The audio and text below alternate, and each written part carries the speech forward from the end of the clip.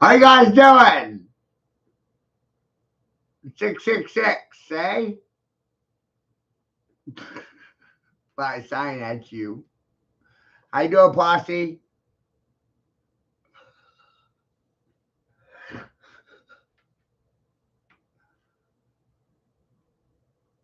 Gangster.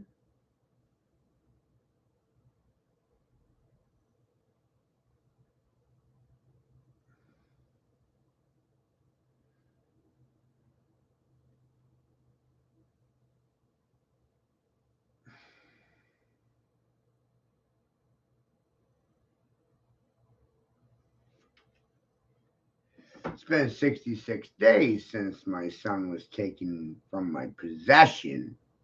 And on this day, 60 years ago, you had Doomsday on 6/6.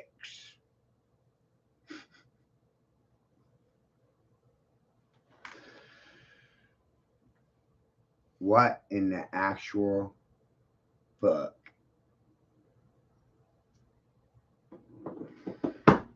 And I can't talk to my father about these things because my father's dead.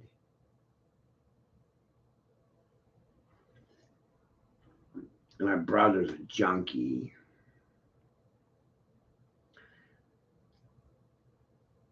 What's the point in having this conversation with random people who don't give a shit? No idea.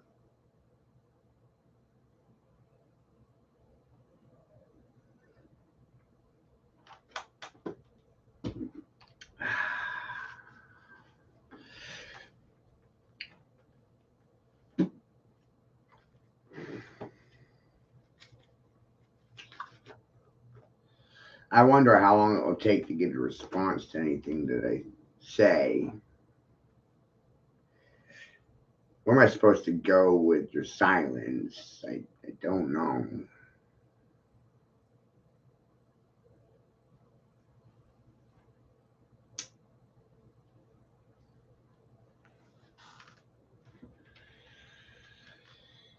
Mhm.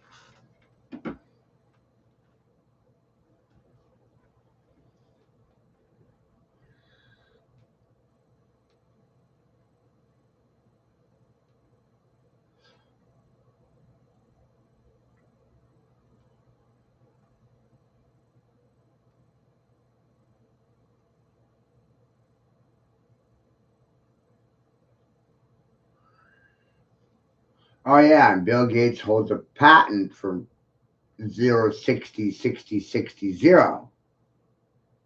Bill Gates holds that patent. You gotta write that in the comment. Look at all these things, and you think it's an accident?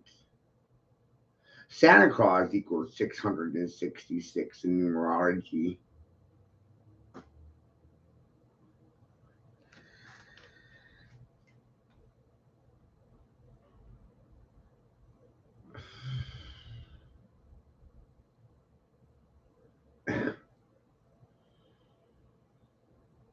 Hmm.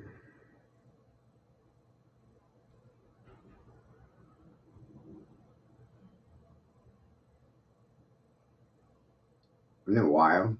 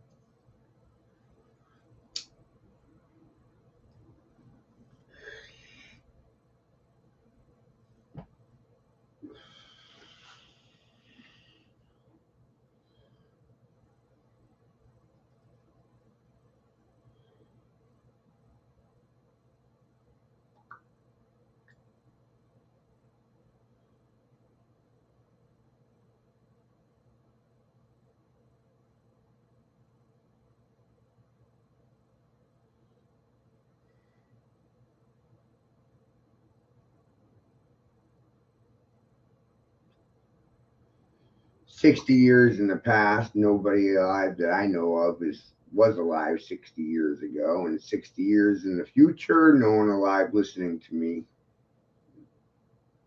That's only a period of 120 years. Hitler said, "Give me 3 generations and I'll conform a nation." We're at the end of that.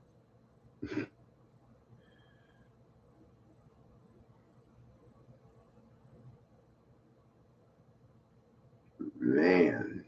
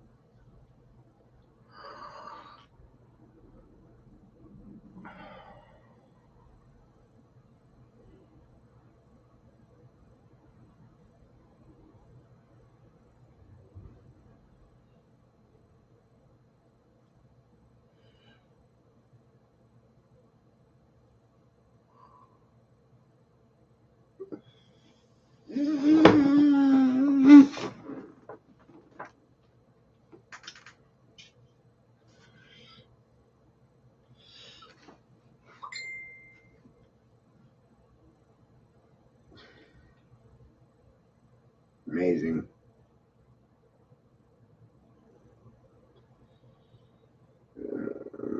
25 for 1, 2 for 40, 25 for 1, 2 for 40.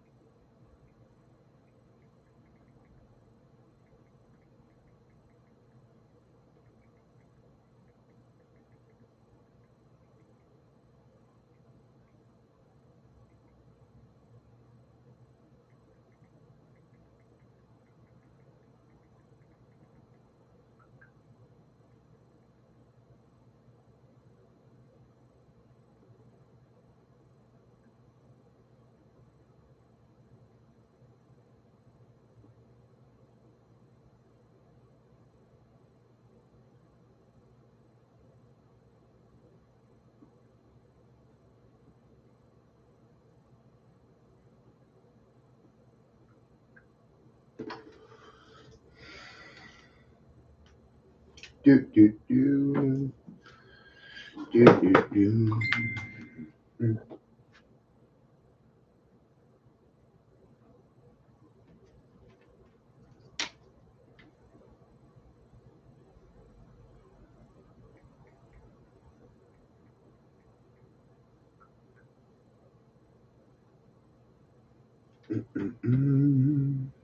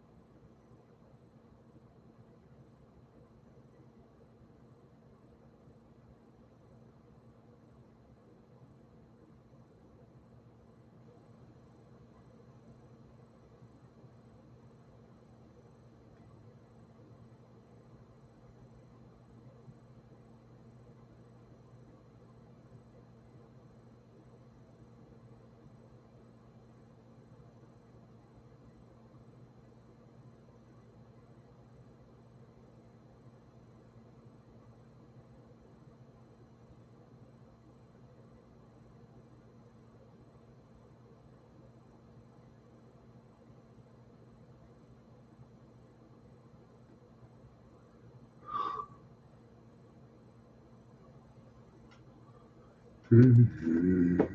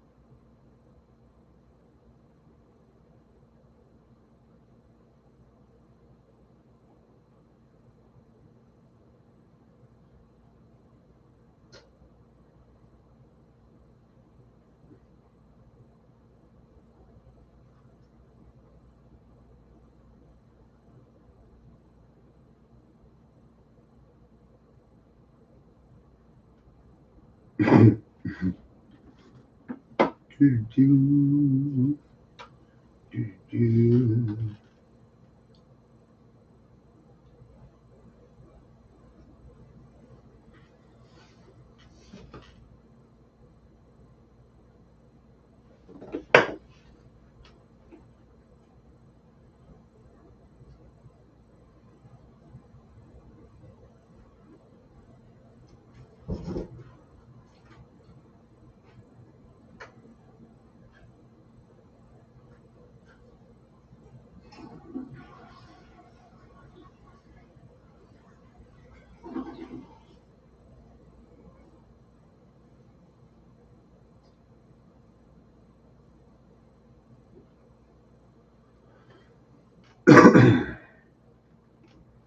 Welcome to this memorial service. Moment of silence for the dead on Doomsday. On this day, 60 years ago. Ah, ah, ah. Conspiracy!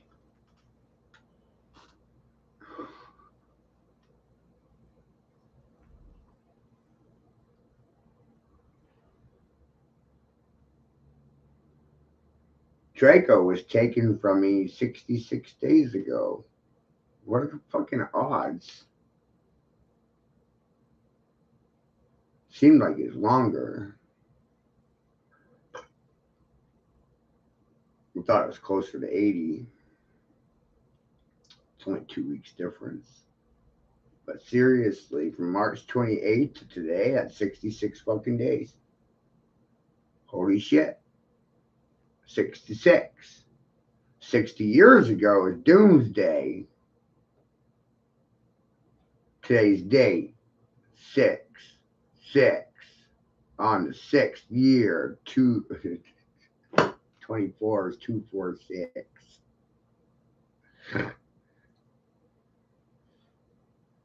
Our culture likes to bury people 6 feet underground.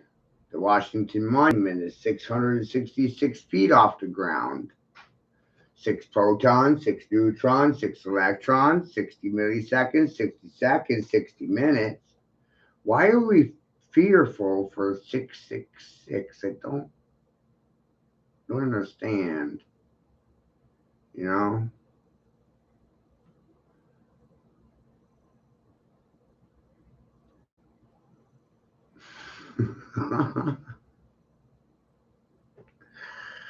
Crowley said, "What do you want me to be? The beast 666? Am I the beast in the east, rising out of the ether in the east? Because America is the east and China is the west, the east to west, the west to east." Holy shit. The implications are.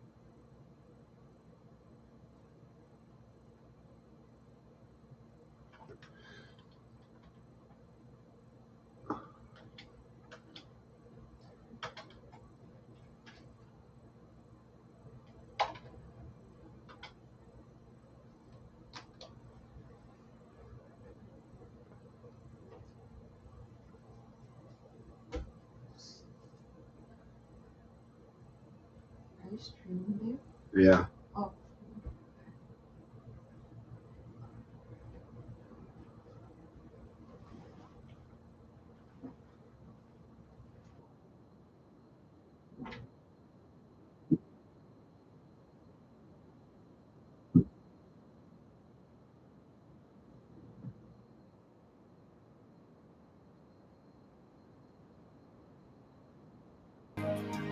Carnegie Corporation of New York, working to reduce political polarization through philanthropic support for education, democracy, and peace. More information at carnegie.org.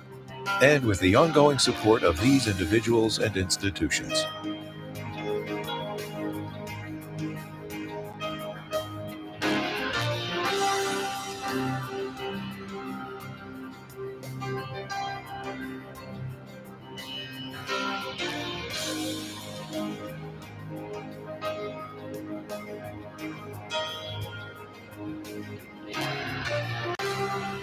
This program was made possible by the Corporation for Public Broadcasting and by contributions to your PBS station from viewers like you. Thank you. Welcome to the NewsHour. President Biden is in Normandy, France today to mark 80 years since the D-Day landings ushered in the bloody final chapter of World War II. But today he also pointed to the urgent threats once again raging in Europe, this time in Ukraine. And while the specter of that brutal war haunts Europe now, it was for the hundreds of veterans of the longest day that these ceremonies were most poignant. Both Mr. Biden and French President Emmanuel Macron extolled the uncommon valor of ordinary men and women who accomplished the extraordinary some 80 years ago. Today, we are as far from D-Day as D-Day was from the height of the American Civil War. But the history made on those bluffs above the wide beaches of Normandy feels closer still. Here's Malcolm Brabant in northern France. 80 years ago, these veterans counted their life expectancy in minutes. Yet, here they were, back at Omaha Beach, 100 years old or thereabouts. Among those greeting President Biden, who was 18 months old on D-Day, was 99-year-old Staff Sergeant George Mullins of the 101st Airborne. He landed on Utah Beach in Adlida and fought through Europe for 11 months until he reached Hitler's Eagle's Nest in Berchtesgaden, Germany. The president drew on the heroism of the greatest generation and their liberation of France to implicitly warn against the isolationism of Donald Trump and to send a message to Russia's President Putin. The struggle between a dictatorship and freedom is unending. Here in Europe, we see one stark example. Ukraine has been invaded by a tyrant bent on domination. The audience was unaware that Ukraine's President Zelensky was in Normandy. The Ukrainian Prime Minister is busy fighting right now. Oh, you're the savior of the people. Here's my eyes. Not a picture. The United States and NATO and a coalition of more than 50 countries standing strong with Ukraine. We will not walk away. Invoking the veterans' courage and sacrifice, the president said it would be a betrayal of their example to abandon Ukraine. Remember, the price of unchecked tyranny is the blood of the young and the brave. France's President Emmanuel Macron concentrated on the valor of America's warriors, 11 of whom were awarded the Legion of Honor, the French equivalent of a knighthood. Here you came to join your efforts with our own soldiers and to make France a free nation. And you are back here today, at home, if I may say. Monsieur Calvin China, au nom de la République française, nous vous faisons chevalier de la Légion d'honneur. 101-year-old engineer Calvin Schreiner from Texas first invaded Italy, then France, carried on through to Germany, and in the dying months of the war, he worked on reconstruction. The abiding message from this historic day was that every man had a tale to tell, and we have a responsibility to pass it on.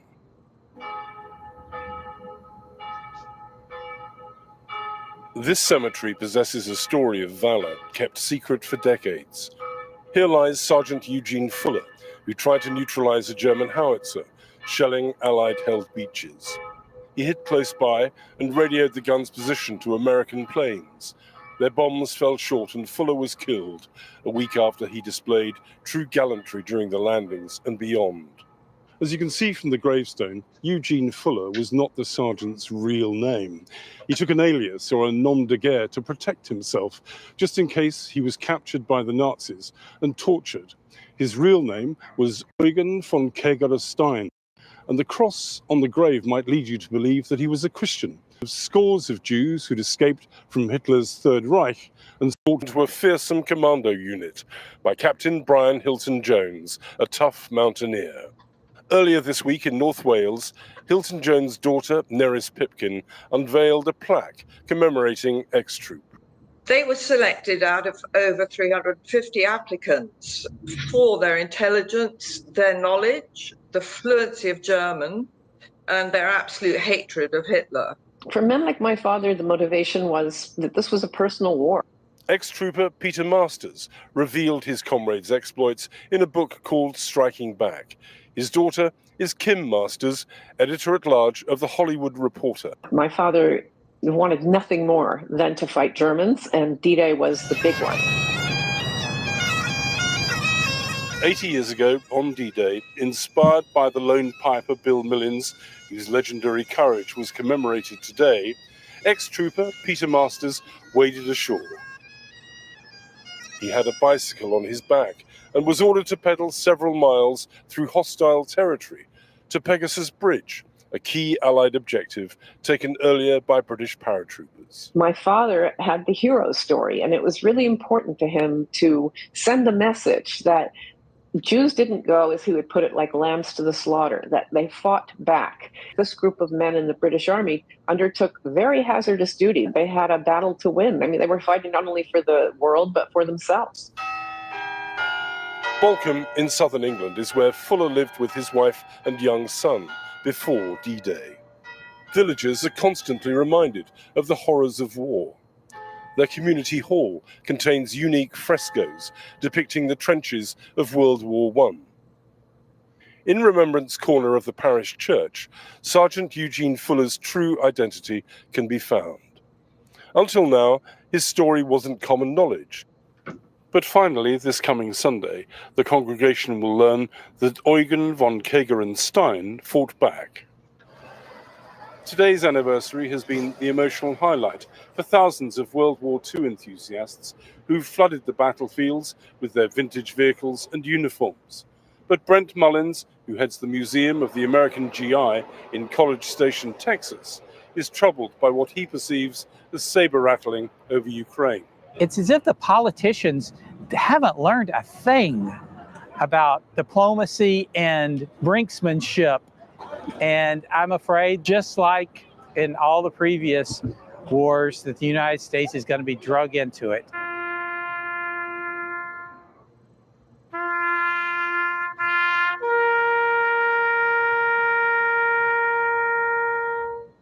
Taps, the bugle call that signals lights out on a day that will live in the memory for eternity. For the PBS NewsHour, I'm Malcolm Brabant in Normandy.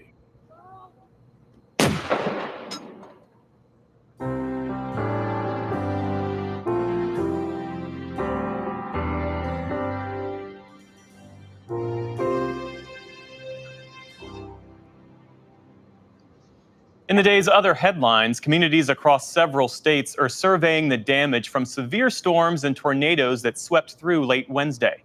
In a suburb of Detroit, a tornado that struck without warning killed a toddler when it knocked a large tree into a bedroom. In eastern Ohio, a separate twister toppled trees and tore buildings apart. Officials there said the damage is unprecedented. Houses that are missing their roofs, missing walls. Some just complete loss. They're just laying in piles. Vehicles being moved to the yard next door, across the street. Just it is almost like a movie. You know, things that we haven't seen in this town. And in Maryland, a driver caught the moment a twister ripped through an intersection. Those storms left a trail of destruction and injured at least 5 people. A federal judge ordered Steve Bannon to report to prison by July 1st. To serve a 4-month sentence for his contempt of Congress conviction. That means the former Trump advisor could be behind bars during a large part of the run-up to the November election. Bannon said he would take the case to the Supreme Court if needed. He was convicted in 2022 of 2 misdemeanor counts of contempt of Congress for defying a subpoena from the House committee investigating the January 6th Capitol attacks. The jury in Hunter Biden's criminal trial heard testimony from Hallie Biden today. She's the widow of Hunter Biden's late brother, Beau Biden. Hallie and Hunter Biden were romantically involved after Beau's death, and she disposed of the gun at the heart of this case. She told jurors today about Hunter Biden's drug use as well as her own, but she said she never saw him using drugs around the time he bought the gun.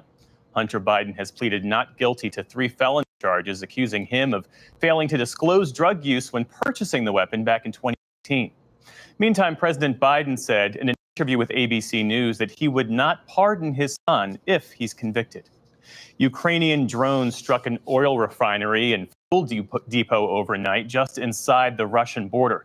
The attacks came as Kyiv ramps up strikes inside Russia, even as Moscow escalates its own offensive on Ukraine's northeastern region of Kharkiv.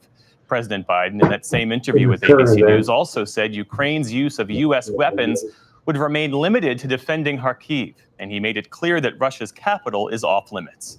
They're authorized to be used in proximity to the border when they're being used on the other side of the border to attack specific targets in Ukraine. We're not authorizing strikes 200 miles into Russia. We're not authorizing strikes on Moscow, on the Kremlin. Separately, France is set to provide Ukraine with fighter jets to help the country defend itself against Russian attacks. Voting in the European Union's parliamentary elections kicked off today. The Dutch were the first of the 27-nation bloc to cast their ballots. Exit polls suggest that the anti-immigration Party for Freedom is making large gains. Far-right movements are expected to perform well across Europe. The EU elections are the world's second biggest democratic exercise behind only India. Nearly 400 million voters will select 720 members of the European Parliament. Results will be announced on Sunday. The European Central Bank cut its key interest rate for the first time since 2019 today, amid signs that efforts to control inflation have proven successful. That benchmark deposit rate was cut from a record 4% down to 3.75%. It follows similar moves by Canada, Switzerland, and Sweden. The U.S. Federal Reserve has been reluctant to cut rates, though, which with inflation still running above the Fed's 2% target. On Wall Street today, stocks closed mixed.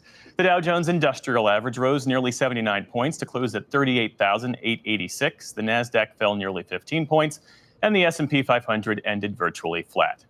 And for SpaceX today, it was the fourth time's the charm, as its Starship rocket completed its first successful test flight. 3 prior attempts ended in explosions. The world's biggest and most powerful rocket blasted off from Texas early this morning. The hour-long flight ended with a successful splashdown in the Indian Ocean. NASA has ordered 2 Starships for moon landing missions planned for later this decade. SpaceX hopes to use them to transport tourists to the moon and eventually Mars. Separately, Boeing's Starliner capsule docked with the International Space Station today after a brief delay due to thruster problems. That means there are now 2 U.S.-made crew spacecraft docked at the ISS, Boeing Starliner and the SpaceX Dragon capsule Endeavour.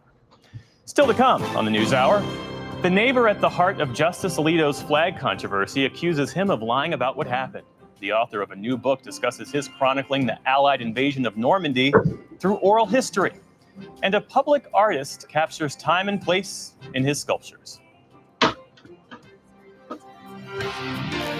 This is the PBS NewsHour from WETA Studios in Washington and in the West from the Walter Cronkite School of Journalism at Arizona State University.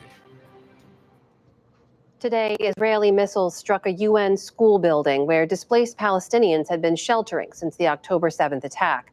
Israel says it killed Hamas militants there, but Palestinians in the building say the victims were mostly women and children. Nick Schifrin has our story and a warning: some of the images in this piece are disturbing.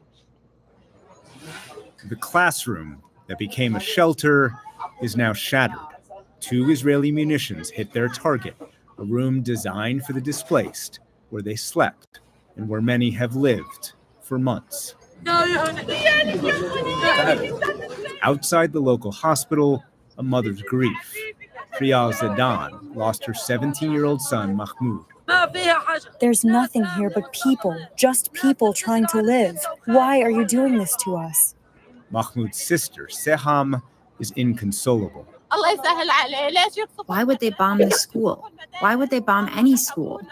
Where do we go? There's no place to go to where they don't drop missiles down on us. Where do we go? In another family, too young to understand why, old enough to mourn. Palestinian health officials affiliated with Hamas say a dozen victims were women and children. But the Israeli military said and informed the U.S. in a private briefing that the classroom had been taken over by 20 to 30 Hamas and Palestinian Islamic Jihad militants who'd participated in the October 7th terrorist attacks, planned, quote, imminent attacks, and turned the 3 classrooms in the UN school into their command and control. Israel said it dropped small bombs that did not damage nearby rooms or kill civilians. And in a briefing, Rear Admiral Daniel Hagari displayed the names of Hamas members who'd been killed. Hamas hopes the international law and public sympathy will provide a shield for their military activities, which is why they systematically operate from schools, UN facilities, hospitals, and mosques. Today, State Department spokesman Matt Miller called on Israel to be transparent. Even if the intent is what the IDF has said publicly, that they were trying to use a precision strike just to target 20 to 30 militants. If you have seen 14 children die in that strike, that shows that something went wrong. That said, these are all facts that need to be verified, and that's what we want to see happen. Back in the hospital, Samia Al-Makadmeh cradles her son Ahmad, who was rescued from the rubble. What did we do? There are no armed people in this school. There are children who play like us. Children. Why did they bomb us? I want to know why. Where should we go? Israel said it has struck 5 UN facilities being used by Hamas as shields in the last month alone. The UN said today that since the war began, 180 of its buildings have been struck, killing more than 450 of the displaced. Nick, this leads us all to wonder, what is the status of those ceasefire talks? I know you've been reporting on those previously, that in the first phase, it would halt the war for 6 weeks, release 30 or so hostages. Where are those talks? A senior administration official and regional officials tell me that Qatari and Egyptian mediators have met with Hamas in the last 24 hours. The administration official I spoke to called the talks, quote, constructive, and say a formal response to that Israel-backed President Biden announced plan could come in the next few days. But behind the scenes, diplomats from the region and analysts are very pessimistic, in part because of the public statements that both sides are making. Hamas continues to demand that the transition in that three-phase plan from phase 1 to phase 2 include a permanent guaranteed ceasefire, something, of course, that we've been talking about Hamas has been demanding for a long time. And the deal only has an Israeli commitment to maintain a temporary ceasefire so long as talks continue. And on the other side, Israeli Prime Minister Benjamin Netanyahu continues to say that his demand is the, quote, elimination of Hamas. So the public divide continues. But a UN diplomat goes further, telling me that both sides appear to be more interested in blaming the other side for a failure in the talks than actually making any progress. And some U.S. officials are increasingly worried that Netanyahu wants to wait or wants the war to continue until the U.S. elections, because he believes that he can get a better deal under President Trump. And these officials are worried that Hamas thinks it's winning and see no interest or reason to make a deal. But the U.S. is continuing to try and keep diplomatic pressure. Today, the White House released a statement from 16 countries, many of whose citizens are hostages still. Quote, there is no time to lose. We call on Hamas to close this agreement that Israel is ready to move forward with and begin the process of releasing our citizens. And the U.S. is also trying to get through a UN Security Council resolution that would back these principles in the hostage deal, but it's not clear Israel is behind that either. Sobering update. Nick Schifrin, thank you as always for your reporting. Thank you.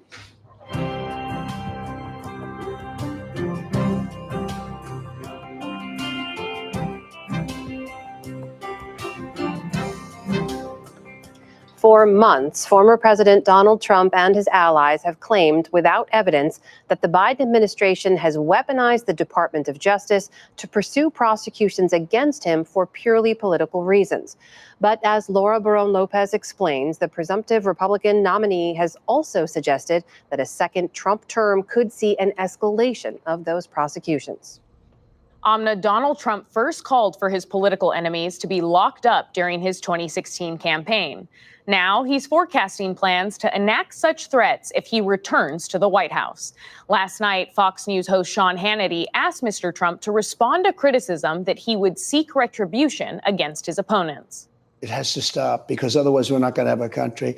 Look, when this election is over, based on what they've done, I would have every right to go after them. And it's easy because it's Joe Biden. And you see all the criminality, all of the money that's going into the family and him. To discuss the rule of law and how a future President Trump could upend it, I'm joined by Ryan Goodman, a professor at NYU Law who previously served as special counsel at the Department of Defense. Ryan, thank you so much for joining us. There's been no evidence of President Biden weaponizing the Justice Department. And some of these prosecutions, we should note, are state prosecutions, not federal. What are the implications of Trump's comments to Fox News? I think there are very serious implications because the President of the United States is the commander-in-chief, but is also the top executive for the Justice Department and has enormous power. So this is not just a kind of an idle threat. And we know from the first Trump administration that he, in fact, did try to make good on the threats by, for example, asking his Attorney General, Jeff Sessions, to investigate and prosecute Hillary Clinton. So I think it's a very real concern for politicizing and weaponizing the Justice Department. And when he asked Jeff Sessions to do that, Sessions refused, according to Robert Mueller's report. So what's to stop President Trump from doing that again, potentially successfully, if he has a second term? At some level, there might be very little to stop President Trump from doing that again. We only found out as the public from the Mueller report years later what he had tried to do with Jeff Sessions. Even at the time, Jeff Sessions was recused from the very investigation itself with respect to Hillary Clinton. So Trump was saying, please unrecuse yourself and do this. So there was an additional safeguard that time around. And President Trump, according to the New York Times, was also directing Attorney General Barr to go after the investigation of the investigators, which ended up with nothing. It was actually an embarrassment, no other word for it, for Special Counsel John Durham. So I think that's when he had a more pliant attorney general. And we only discovered that by a New York Times 2023 article about how Trump had driven Attorney General Barr and John Durham to do that years later. So I do think that the forces that stood up against him in the past are not going to be the same when he has learned much better how to utilize the levers of power. Right. He could install loyalists across all of these agencies, not just the Justice Department. I also want to ask you about comments from Stephen Miller, former senior advisor to then President Trump, and he's still close to Trump. And he said on Fox after the New York verdict, is every Republican DA starting every investigation they need to right now? Every facet of Republican Party politics and power has to be used right now to go toe-to-toe with Marxism and beat these communists, using common slurs that Republicans do now for Democrats there. Other Trump allies have called for Manhattan District Attorney Alvin Bragg to be jailed. What are they essentially calling for here across the board? So it's quite extraordinary. Mr. Miller himself, I imagine, will have a senior position in a second Trump administration if there is one. They're calling for state-level attorney generals and local-level district attorneys to just indict people on the basis of politics. It's not as though Mr. Miller is actually citing criminality or actual crimes being committed. So it's just really extraordinary what he's saying rhetorically, but I don't think it's pure rhetoric. And the comparison with what Alvin Bragg has done in New York, I think, is stark. You know, the way I look at the Alvin Bragg case is, as a district attorney, what choice did he have? He was actually handed basically a case that the Southern District of New York said Michael Cohen was guilty of having acted on behalf of individual one, but they hadn't charged individual one. And in the plea agreement, Michael Cohen pleads to falsifying business records as part of the Trump organization. So that's a very different crime base that Alvin Bragg was going off on. And what Stephen Miller is saying is there's hardly a word for it other than like retribution and political retribution. But this is really where he's at. I don't think there's any way to otherwise interpret his words. There's also been a lot of threats against judges, jurors, law enforcement. From your perspective, as someone who served in government, what kind of damage has this already done to the judicial system, and what's at stake for the U.S. justice system in this election? So I think that our country is unfortunately entering a very dangerous period in which there are heightened threats of political violence, and there have been skyrocketing threats against election officials, for example, as well. And it's just extraordinary to see how a former president of the United States has been placed under multiple gag orders in order to protect the judiciary, jurors, and witnesses. And I think he's giving a license to other people to try to do the same. So in fact, in New York, he stopped doing it, but then surrogates seem to be picking up the exact messaging that he had instead left to them to do. Ryan Goodman of NYU Law, thank you for your time. Thank you.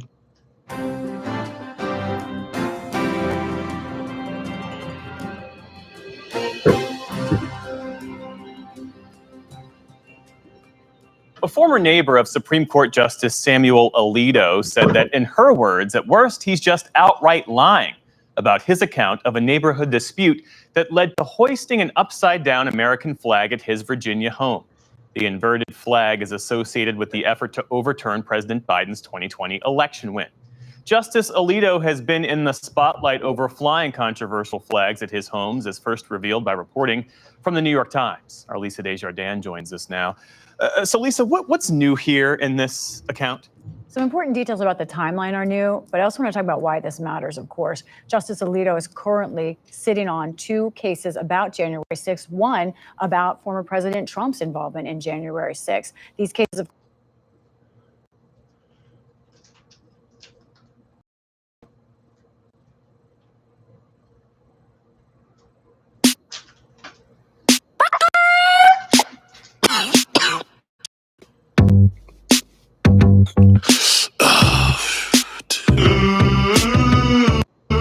Shout out to Bass Records.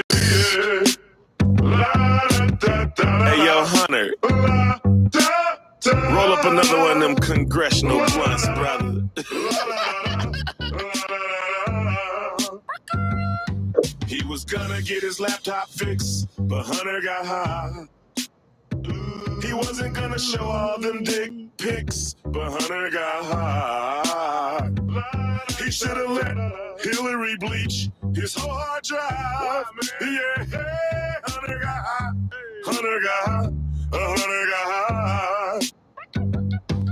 He wasn't gonna mess with the hoes, but Hunter got high.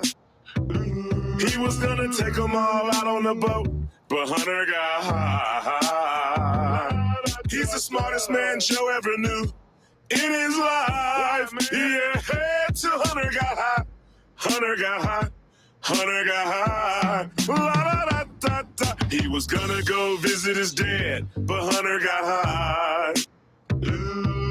He thought he had a secret stash, but Hunter got high.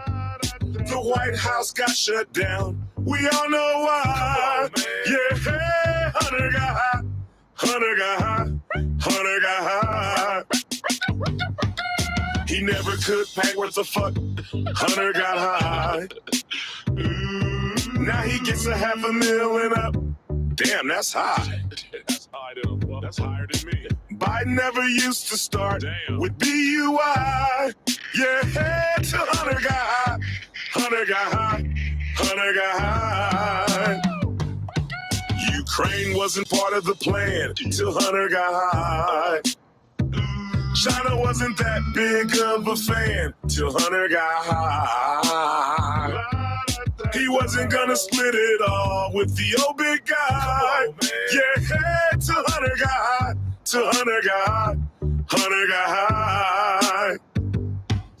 He wasn't gonna go to court, but Hunter got high. He never been indicted before, but Hunter got high. His attorney's out smoking a bowl, and we all know why. Yeah, hey, cause Hunter got high. Hunter got high. Hunter got high. He was making 80 G's a month, but Hunter got high. On a job brother ain't never done, Hunter got high. He got more LLCs than John Gotti's ex-wife. Yeah, Hunter got high. Hunter got high. Hunter got high. His cousin was never a pimp till Hunter got high. He had the best friends that money could rent, but Hunter got high. Just imagine if he wasn't rich and so damn white. Yeah, the cops would raid his house, eat his lemon pound cake, disconnect his cameras and steal his money.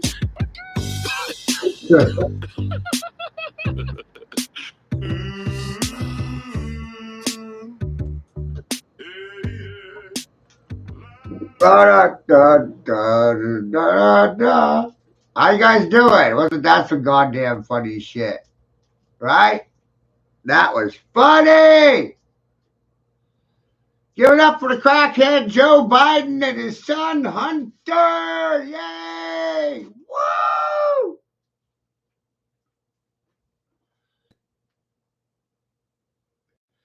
It's a conspiracy.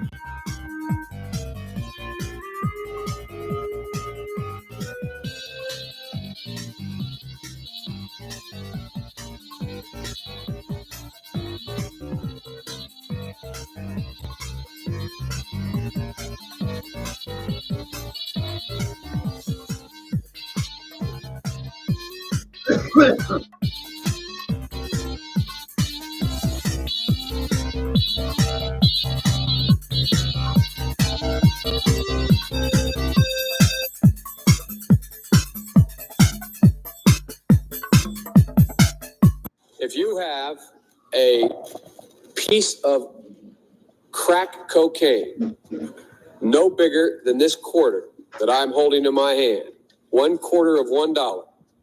We passed a law through the leadership of Senator Thurmond and myself and others, a law that says if you're caught with that, you go to jail for 5 years. You get no probation. You get nothing other than 5 years in jail. Government can take everything you own, everything from your car to your house, your bank account, not merely what they confiscate in terms of the dollars from the transaction that you've just got caught engaging in. They can take everything. I don't care why they've become a sociopath. We have an obligation to cordon them off from the rest of society. They are in jail, away from my mother, your husband, our families. So I don't want to ask what made them do this. They must be taken off the street. They must be taken off the street. They must be taken off the street. They must be taken off the street. How you doing? Hi.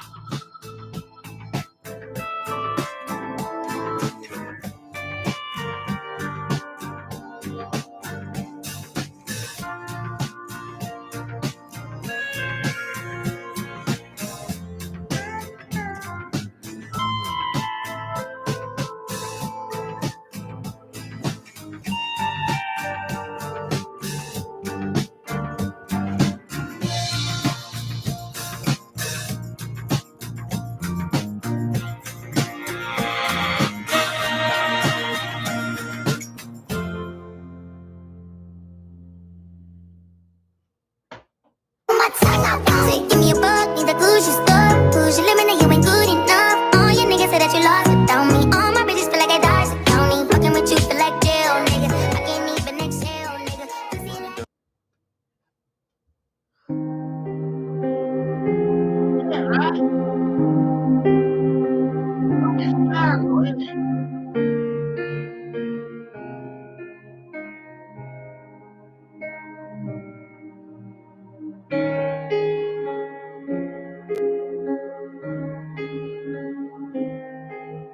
See it. You ready? Let's go. Yeah. For those of you that want to know more.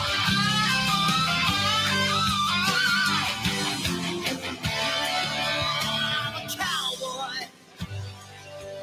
On a steel horse I ride.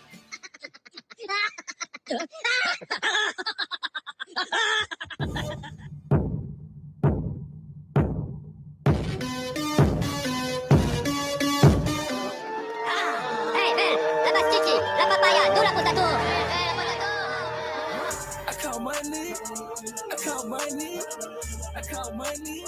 I swear in a Humvee, that's what I call y'all did.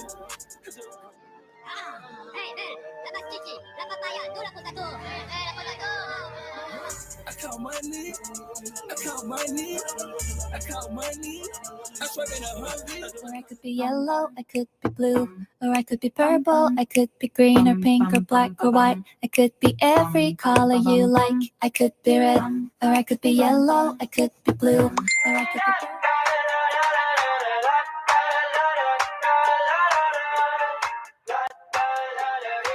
I got my head out the sunroof. I'm blasting our favorite tunes.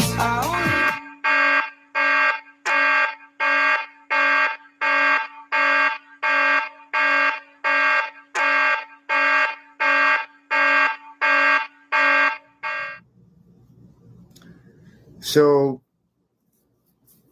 how are y'all doing? Pretty good. Thanks for I'm, asking. How you guys doing? Pretty good. I'm fucking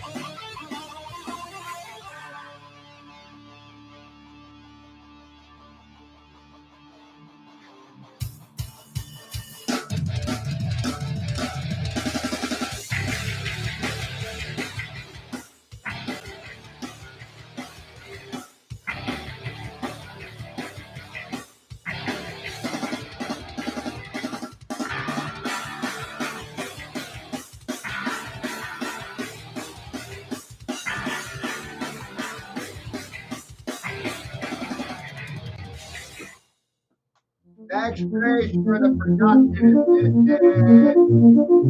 Oddlaw Waldo! Waldo Oddlaw!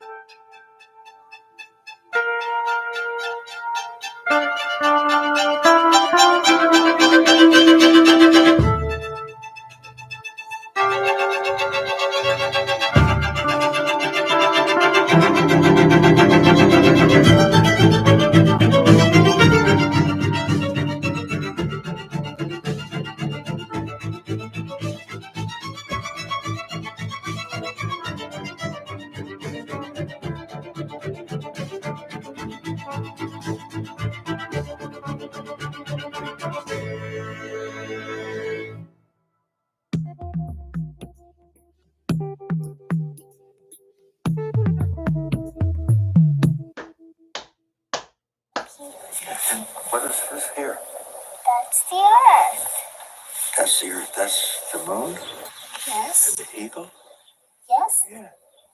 Would you like to do that? That's why I said that, yeah. Thank you all very much. The event will take perhaps up to you long way. Okay.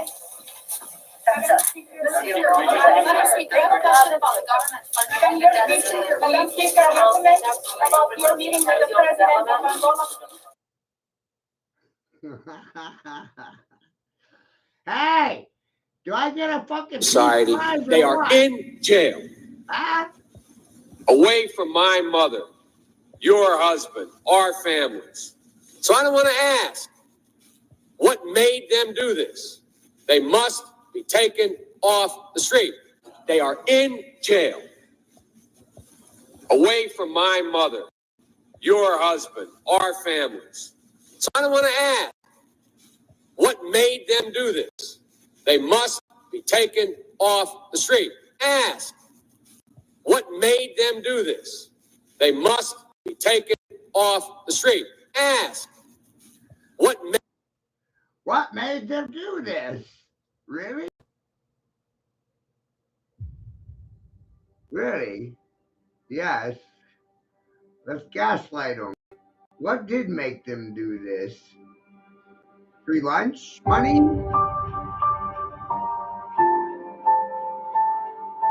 Free lunch money for $1. And you're the free lunch. On the back, y'all. Back.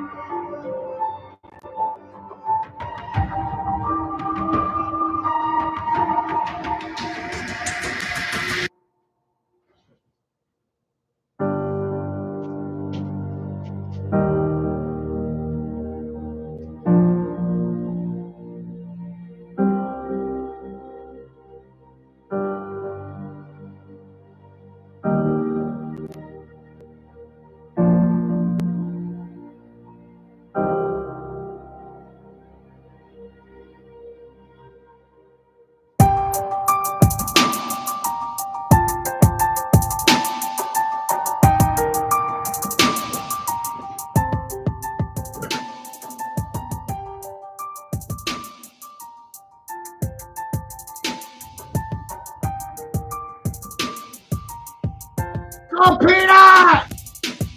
Pow! My nana was there, ain't no fucking kisser! Pow!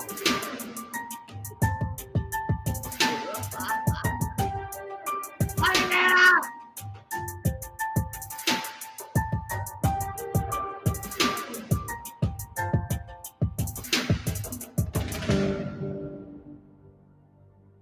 How am I doing, Steven? Motherfucker can't curse me! What?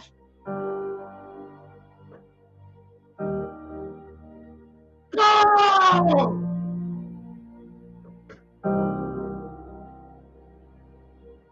Suck my dick, motherfucker!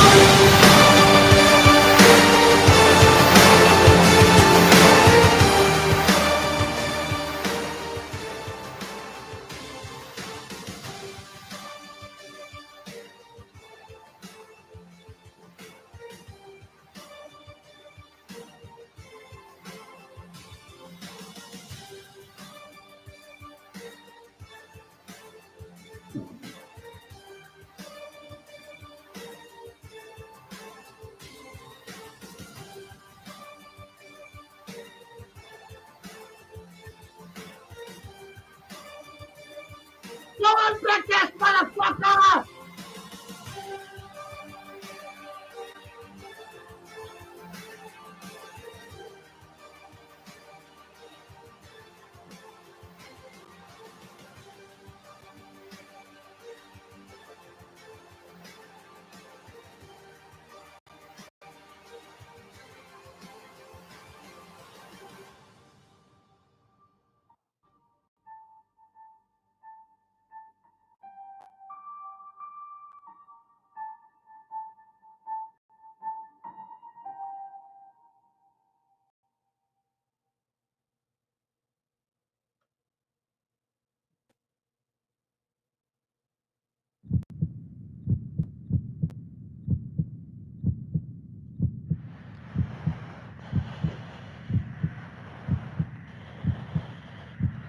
Something else fucking stupid.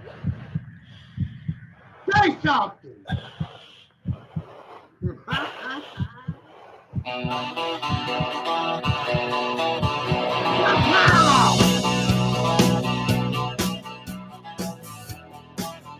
Somewhere in a lonely hotel room is a guy starting to realize that his eternal fate has turned its back on him.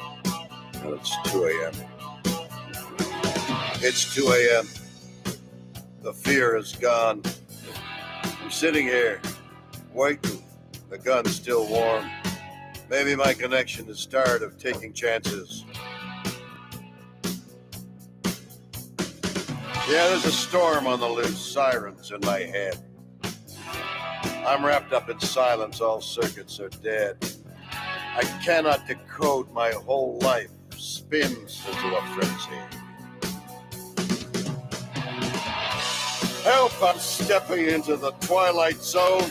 The place is a madhouse, feels like being cloned. My beacon's been moved under moon and star. Where'll I go now that I've gone too far? Help, I'm stepping into the twilight zone. The place is a madhouse, feels like being cloned. My beacon's been moved under moon and star. Where'll I go now that I've gone too far? Soon you will come to know when the bullet hits the ball. Soon you will come to know when the bullet hits the ball. I'm falling down a spiral destination unknown, a double-crossed messenger, all alone. I can't get no connection, I can't get through. Where are you? Well, the night weighs heavily on this guilty mind, this far from the borderline. And when the hitman comes, he knows damn well he's been cheated. Help! I'm stepping into the twilight zone. The place is a madhouse, feels like being cloned. My beacon's been moved under moon and star. Where am I to go now that I've gone too far? Help, I'm stepping into the twilight zone. The place is a madhouse, feels like being cloned. My beacon's been moved under moon and star. Where am I to go now that I've gone too far? Soon you will come to know when the bullet hits the ball. Soon you will come to know when the bullet hits the ball. When the bullet hits the ball.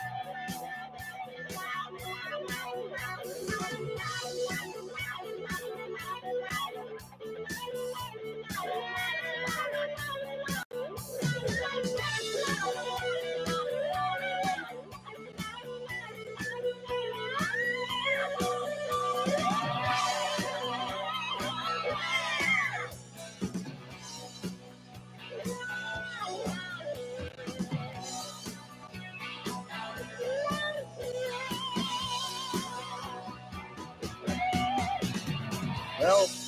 I'm stepping into the twilight zone. The place is a madhouse, feels like being cloned. My beacon's been moved under moon and star. Where am I to go now that I've gone too far? Help, I'm stepping into the twilight zone. The place is a madhouse, feels like being cloned. My beacon's been moved under moon and star. Where am I to go now that I've gone too far? When I'm going to the ball. So you will come to know. When I'm going to the ball. So you will come to know. When I'm going to the ball. So you will come to know. When I'm going to the ball.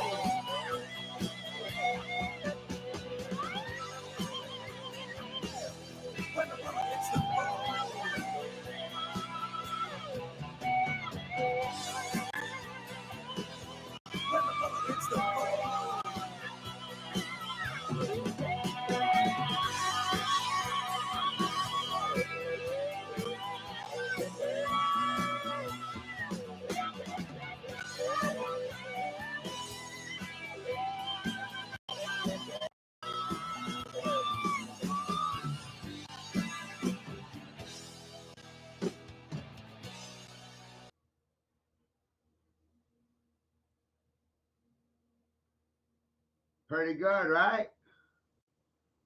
That's what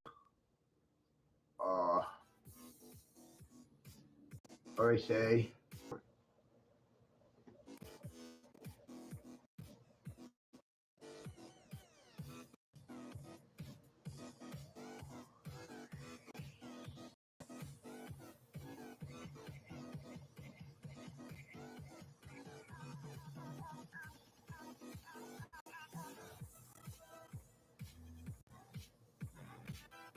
Three years ago, you guys.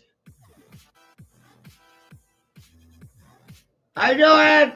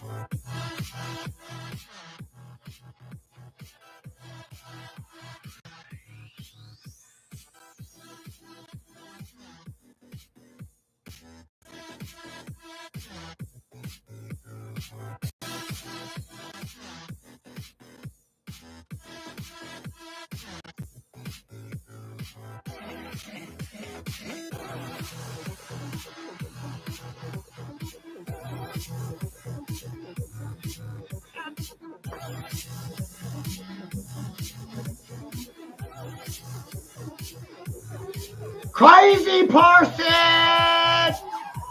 Watch out for the crazy guy in the room! White devil!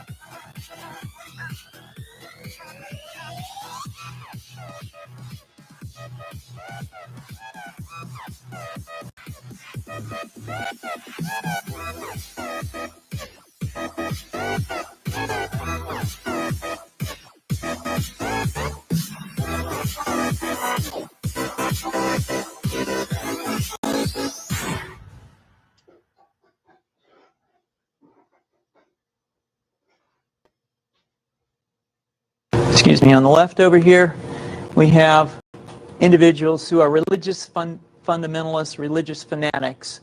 And this is the expression, RT-PCR, real-time PCR expression of the VMAT2 gene.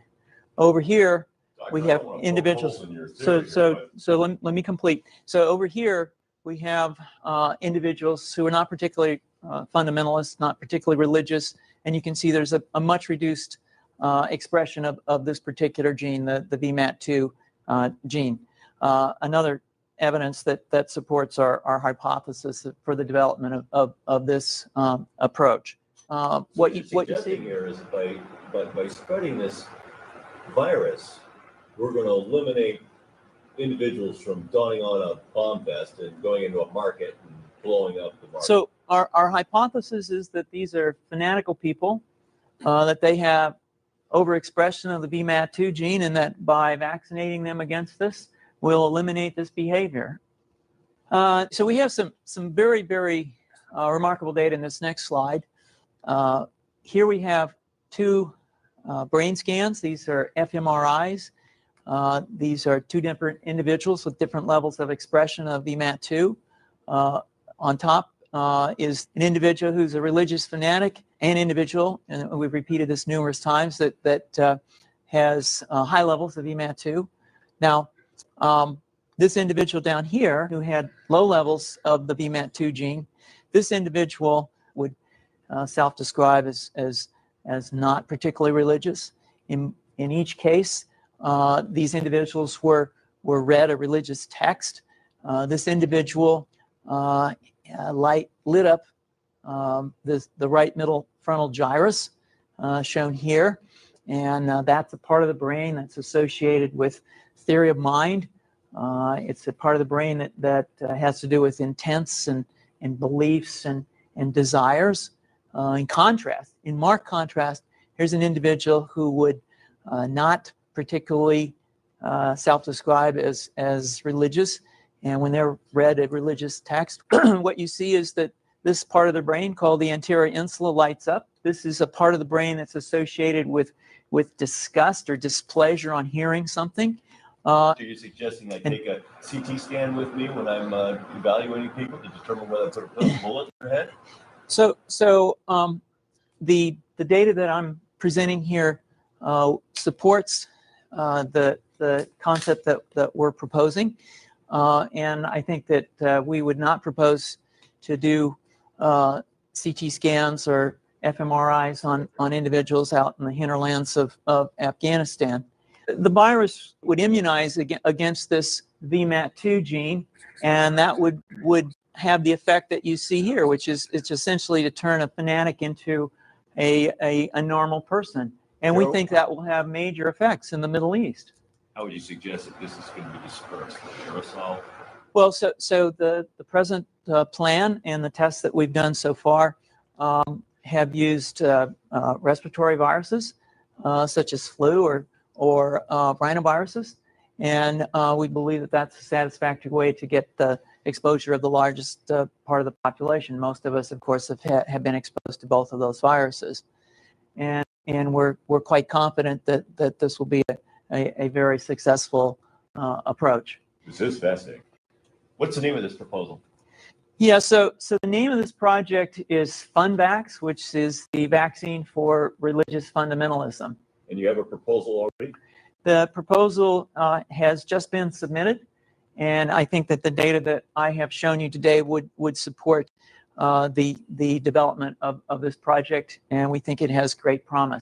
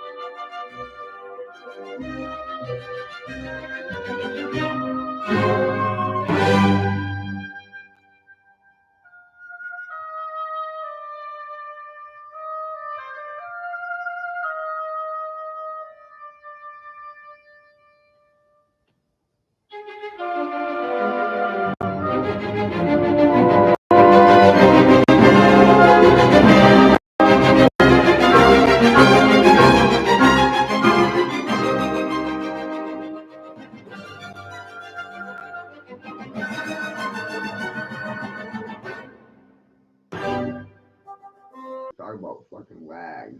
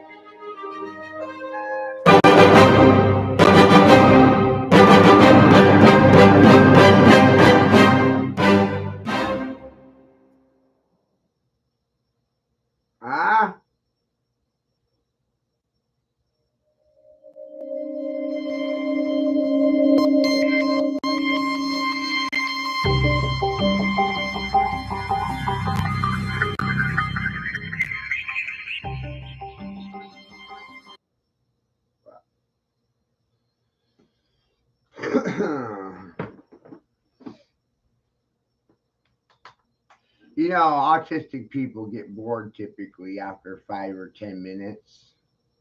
So for me to be able to sit here for an hour without getting a response from the professionals, it's really pretty fucking amazing. Ask children about sitting still.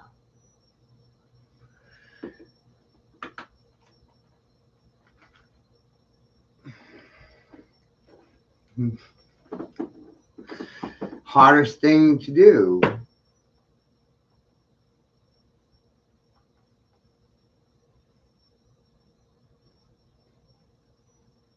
After seeing what you saw in here, how are you supposed to trust anyone?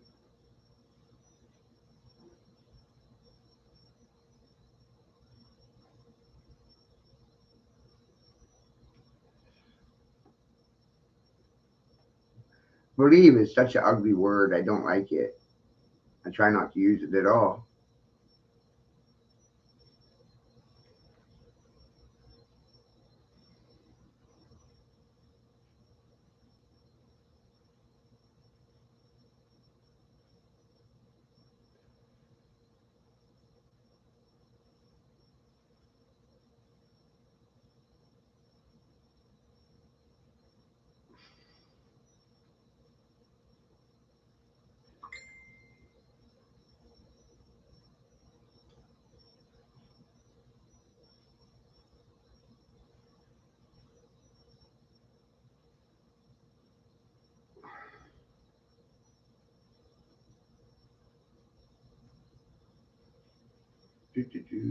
Gemma.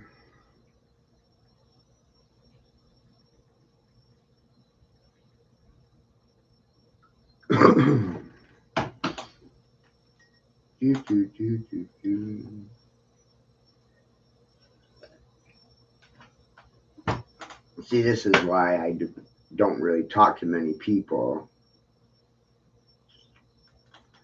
I ask you simple questions and I don't get simple answers. And they want to make the simple complex, and the complex, I made it simple. The irony in this.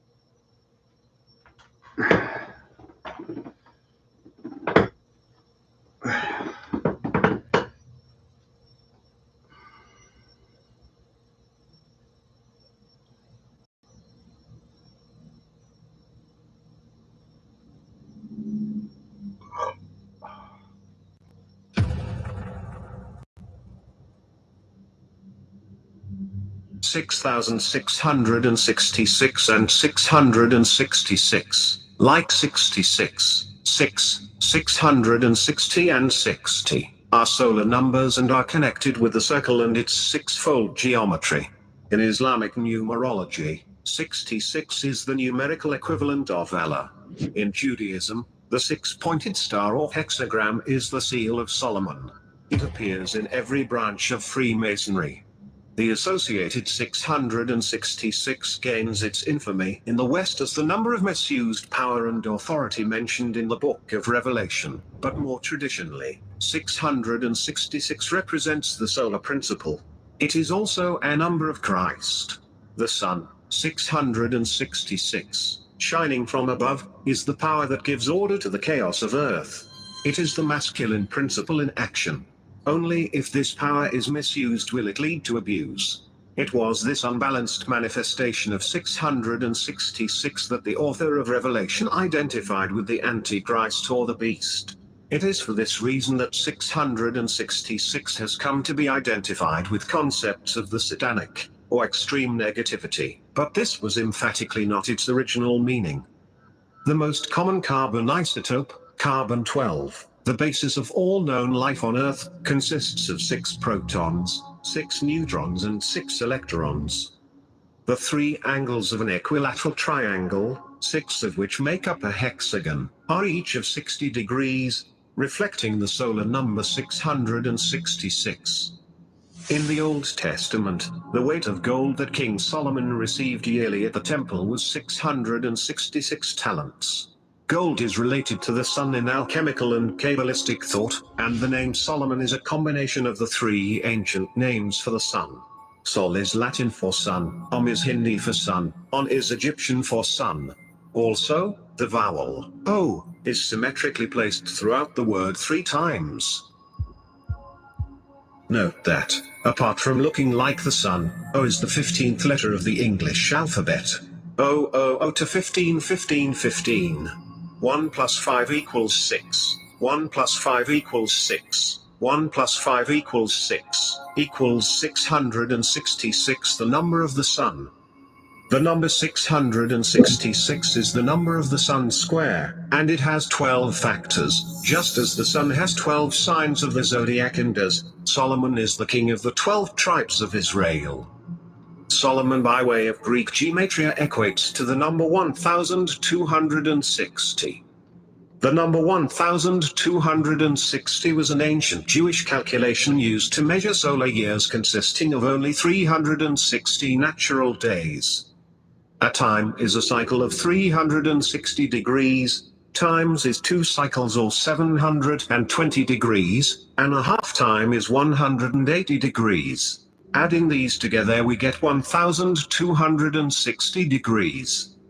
The number 1260 was a measurement Ptolemy calculated to figure the mean distance of the sun.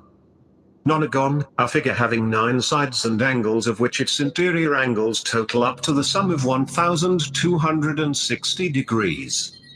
Nonagesimal, or nonagesimal degree, called also the midheaven, is the highest point, or 90th degree of the ecliptic, reckoned from its intersection with the horizon at any time, and its altitude is equal to the angle that the ecliptic makes with the horizon at their intersection, or equal to the distance of the zenith from the pole of the ecliptic. It is much used in the calculation of solar eclipses. I can only indicate the fact that the chronology of Babylon and Egypt is built on the 18 years eclipse cycle, and that 18 times 37 equals 666, and 18 times 70 equals 1260. In 37 cycles a solar eclipse reaches centrality, while 70 to 74 cycles form common and characteristic periods comprising the entire history of a solar eclipse. Is it a coincidence that we find Jesus, the supposed descendant of Solomon, both of whom undeniably carry appellations of the sun? Revelation 13:18. Here is wisdom. Let him that hath understanding count the number of the beast, for it is the number of man, and his number is 666. The esoteric meaning of the whole verse is therefore, here is a riddle, let him who has intelligence compute the number of the beast, for it is a number of man, and his number relates to that of the sun. We are told to count the number of the beast. The number 666 does not need to be counted or computed, for it is openly given, so evidently there is another number behind it that does need calculating. That number is in the final, key phrase of Revelation 13, and his number is 666. By way of Greek gematria, the values of the words in that phrase are the sum of these numbers, and therefore the value of the whole phrase is 2368, which is the number of Jesus Christ. Here is wisdom. Let him that hath understanding count the number of the beast, for it is the number of man, 2368, Jesus Christ. For the Lord God is a sun. I am the light of the world. He that followeth me shall not walk in darkness. But unto you that fear my name shall the Son of Righteousness arise with healing in his wings, and ye shall go forth, and grow up as calves of the stall. Malachi 4:2 is a prophecy concerning the Messiah of Israel, and as we have already seen, it is about the Son, not the Son. This is not a mistranslation, nor is it a mistake. In him was life, and that life was the light of all mankind. My favorite verse thus far. John 8:12. I am the root and the offspring of David, and the bright and morning star. Many people have never stopped to consider the paradox that is inherent in this verse. How can someone be the root and the offspring of the same person? Well, if you know Jesus to be merely a metaphor for the sun, it's quite simple to comprehend. The author is identifying Jesus with the bright and morning star, which is the sun, not Venus, that has been proposed by many others. Who is the root of Jesus? Abraham. Numerous scholars have equated Abraham with Saturn. Philobiblius, of the 1st century, expressly assures us that the Phoenician name of Saturn is Israel. And Israel and Abraham are names constantly confounded, and used as perfect synonyms with each other throughout the Old and New Testament. And thus, throughout the New Testament, which is but a new version of the pagan mythology, Abraham is precisely the same hieroglyph for time, which Saturn was in the old system. The absolute identity of the god Saturn, with the patriarch Abraham, and the certainty that all that is related of Abraham in the sacred scripture is allegorical, and consequently that no such person ever existed, and no such events ever occurred, is established beyond all controversy.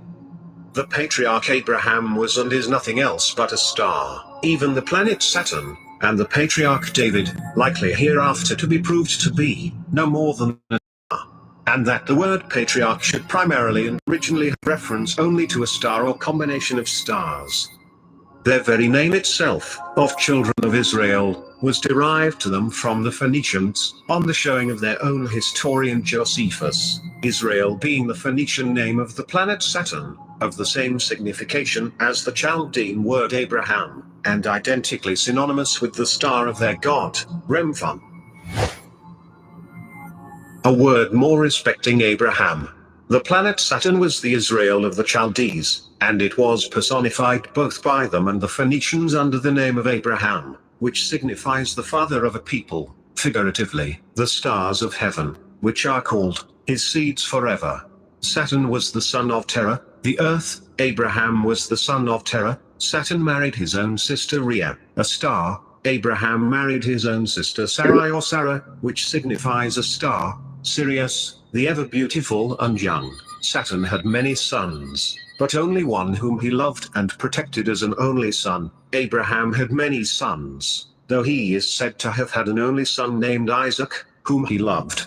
According to the famous Sancho Nieto, Saturn offered up his beloved son Job as a holocaust, or burnt offering wholly consumed. Abraham was about to offer up his beloved son Isaac, but a ram was found as a substitute.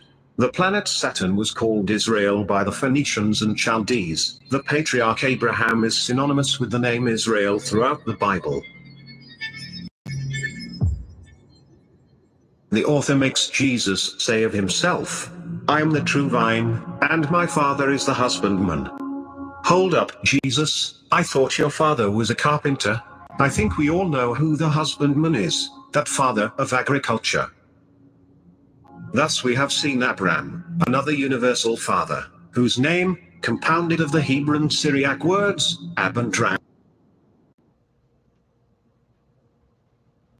father of elevation, is the astronomical characteristic of the planet Saturn, whose name, again, derived from Satu, to sow, and Sata the sower, expresses what Abraham was, the sower that went forth to sow his seed, and whose Phoenician name was literally Israel.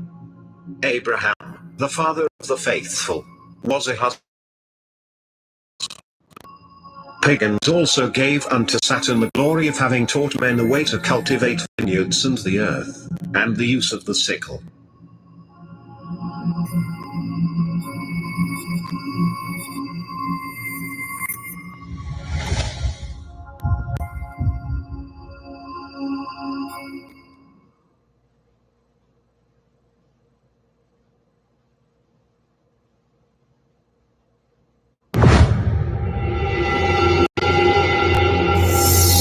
But my marching orders come from above as I serve the Lord Jesus Christ, the one whose cube dominates the attention of the world today.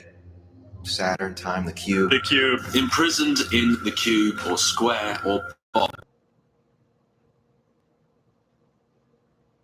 Friggin' cube too. A cube. This cube, you can see the formation of a cube. This cube is everywhere because the cube is Saturn, which is time. What happens is it creates a little cube in the middle. Cube, black cube. Now this cube is Saturn. This is a two-dimensional cube, which is really a three-dimensional cube. Four-dimensional cube. The thing that has been fascinating me the most is the cube. It's just a cube. When we have been rooted and grounded in our love toward the Lord, we will be strong. We will have the strength, the power, the capability to apprehend with all the saints the breadth, length, height, and depth of Christ, and to know the knowledge surpassing love of Christ. The breadth and length are horizontal, whereas the height and depth are vertical. These are the dimensions of Christ which we have to experience. These dimensions make a cube, which is solid, strong, stable, unbreakable, and immovable. We need to apprehend with all the saints the dimensions of this great, universal cube Christ.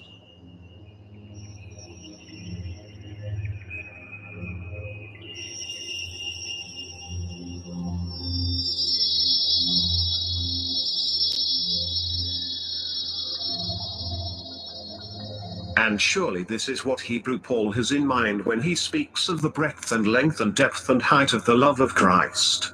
It is that symbol of the cube again. Then we can apprehend with all the saints the dimensions of Christ, the breadth and the length and the height and depth. In our experience of Christ, we firstly experience the breadth of what he is, and then the length. This is horizontal. When we advance in Christ, we experience the height and depth of his riches. This is vertical. These are the dimensions of a cube. Our experience of Christ must be so rich, strong, perfect, and complete like a cube. The cross represents the net of the cube, that is the cube on the plane.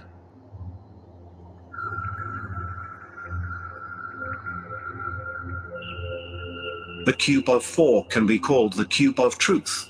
This symbolizes Jesus Christ as truth. It is the cube symbol of the Lord.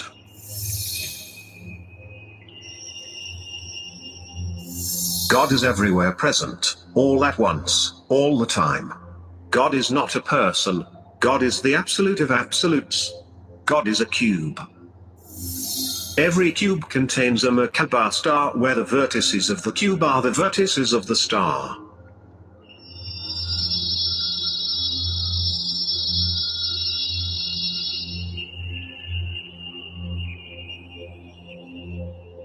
Firstly, Saturn represents the Lord of the Sabbath, who to Christians is actually Yeshua Jesus. The hexagon as a whole is referred to the sixth sapphire, Tifereth. Tifereth is the sacrificed God. This is Christ suffering his passion, Adonis Dionysus Bacchus. The magic image is the crucifixion. Tifereth is Shemesh, the sphere of Sol, the sun. Deities who are said to have died and resurrected are assigned to Tifereth. Jesus, Mithras, Dionysus, and Osiris. This is congruent with the symbol of the sun. Pope John XXIII says, "The heavenly church already have the cube within their heart." The cube is the sign of membership, and it cannot be gainsaid. You either have the cube or you do not. It is the mark of the Godhead. Jesus has shown me the cube in the heart. It lights up. It is a crystal. It is a perfect cube. Hildegard Louis points out that, in pre-Islamic days, the god Hubal was Saturn, and that the holy stone of the Kaaba had the same role, for it was a cube, and hence originally Saturn. Even Christ is compared to a cube-shaped mountain, upon which a tower is erected. The cube was Saturn's figure, as Kepler showed in his Mysterium Cosmographicum. This is the reason for the insistence on cubic stones and cubic arcs. The cross is an unfolded cube, the faces of which are seen in the 6 squares of our symbol.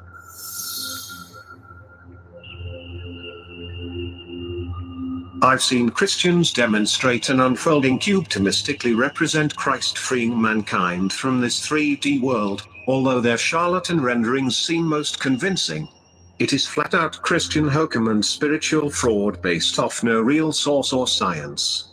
To that I say, unfold it or fold it. A cube is a cube is a cube.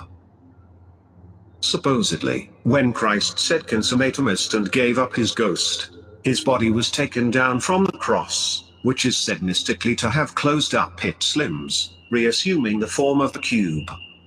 When he died, the plan of manifestation closed up, as if the cross were refolded into the cube.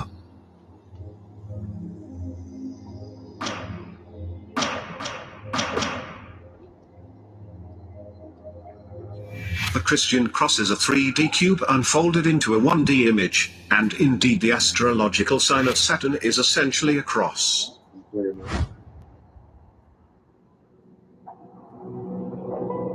While the Christians are foolishly demonizing Saturn and the cube, I guess they are totally ignorant to the fact that their promised heaven measures out to be a cube. The very same geometric shape they are criticizing as evil is the very same shape where their God's throne resides in his most high abode. They seem to be in a state of such absolute contradiction that I would not be surprised if their face tore in half. Revelation 21:16. And the city lieth foursquare, and the length is as large as the breadth. And he measured the city with the reed, 12,000 furlongs. The length and the breadth and the height of it are equal. It says that this city is foursquare. That means that it is cube-shaped. The length, breadth, and height are all equal. The city measures 12,000 furlongs. There are 8 furlongs to a mile. So that means that this city is 1,500 miles in length and 1,500 miles in breadth, and 1,500 miles high. Heaven is foursquare like a cube. Luckily for them, the measurements are astrological. The New Jerusalem, the city of heaven in Revelation, is a perfect cube, its length, breadth, and height each measuring 12,000 furlongs. Each of the cube's 12 edges measure 12,000 furlongs, as with the 12 gates, are a play on the 12 signs of the zodiac that govern the 12 edges of the cube of space. This celestial cube is the cube of space, as the star map of the sky, in which the elements, planets and zodiac all have their appropriate stations. Since Rise likes to witch hunt and skirmish against other people's videos with opposing beliefs, I'm going to reveal who Rise really is and bring to light the true nature of his agenda. The name Rise carries an extreme occult significance. R equals 18, 1 plus 8 equals 9. R represents the walking man, advancing with foot set forward. Letter R signifies fens, idris or advancing. I equals 9, the sun on the pillar. The dot on the I equals the sun on the pillar, flaunting the solar masculine. S equals 19, the number 19 refers to the glory of the morning sun. The letter S derives from the Phoenician root shin, and means tooth, to consume. Shin is written like a W, resembling 2 fangs. The S also represents the serpent. This much is obvious from its shape alone. The hissing sound of the letter S is the voice of the serpent. The serpent and sun worship have long been analogous throughout the ancient world. E equals 5. E represents the ether, epsilon and transcendence. The upper sky, space and heaven. Properly decoded, the name Rise reveals, advancing the solar masculine serpent cult from the ether. As it is no secret, his audacious actions reveal just that. He and his cultish circle fiercely push the solar masculine deity known as Jesus Christ to no end, witch hunting and degrading all others who oppose his teachings and the so-called true Messiah, Jesus Christ. Furthermore, the way he spells Rise has an evident occult illusion. The dollar symbol is the serpent on the sun pillar. The monogram also parallels with Saturn's insignia, the serpent on the Tau or cross. Rise's number is number 9. Let's add Rise's name in gematria. R equals 100, I equals 10, S equals 200, E equals 5. Rise totals to 315. 315 reduced as allowed in gematria equals 9. And if I start playing around with the number 315 by undertaking circular permutations of the numbers, composing the arcane number 315. This gives place to 6 possible combos: 999, 351 plus 135 plus 513 equals 999. 999 equals the sun. 666 equals the sun. I am well aware that in Jewish Hermeticism, 6 is assigned to Joachim and the sun. They also place the hexagon on the sun. However, in the Greek Kabbalah, iota represents the sun and light of God. I also have many other reasons for placing I and the number 9 on the sun. I is the 9th letter of the English alphabet. The dot above the I is the sun on the pillar. If you accept Pluto not being a planet, counting in from the edge of the solar system, the sun is the 9th official heavenly body. I is the sound of the sun. I, On, and IR are Celtic names of the sun god. I most definitely belongs to the sun. Now, either Rise is well versed in the occult, or by some ignorant dumb lucky chose the name Rise, with an extreme significance to the occult. And to that, I will let you all be the judge. Whether Rise knows it or not, he is a sun worshipper, and a charismatic leader of the solar masculine cult, whose main purpose is to demonize the female and have you completely submit blindly in the physical, for a false promise of an afterlife in the spiritual. Do not get scared by these things, because the point in making these videos is to share that Jesus Christ is the only consistent truth throughout everything, and the only truth that holds up is that he is the Messiah, and he is the only way to the Father, and died for our sins and rose again.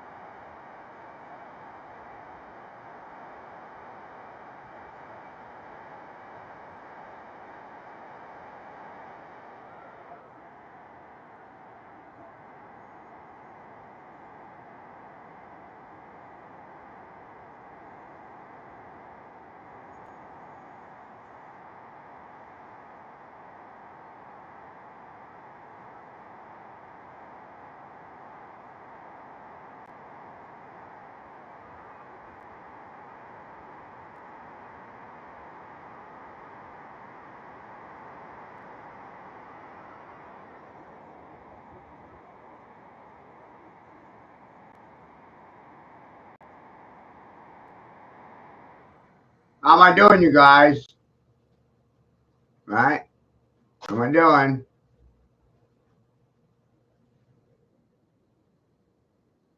It's all conspiratorial, right? What the fuck?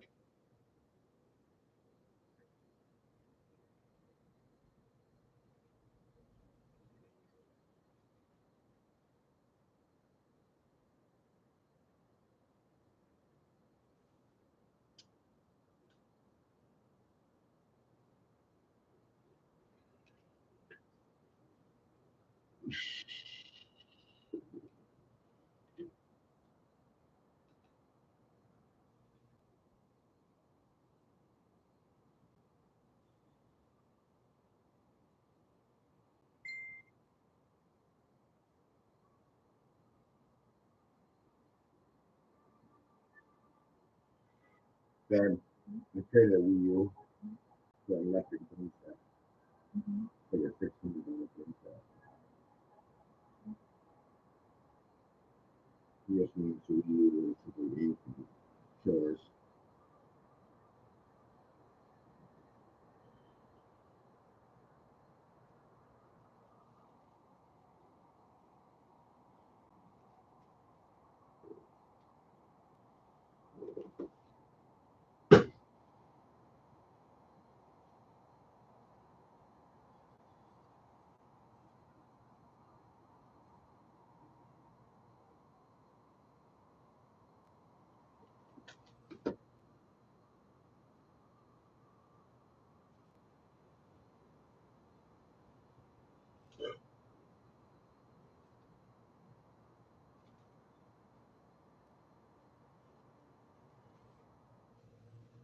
Amazing.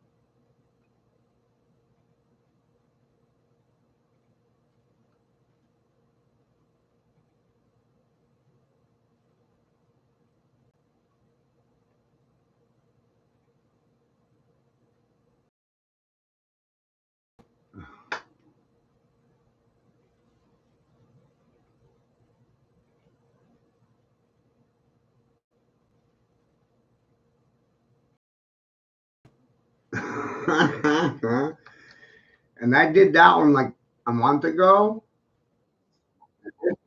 This came out a few years ago.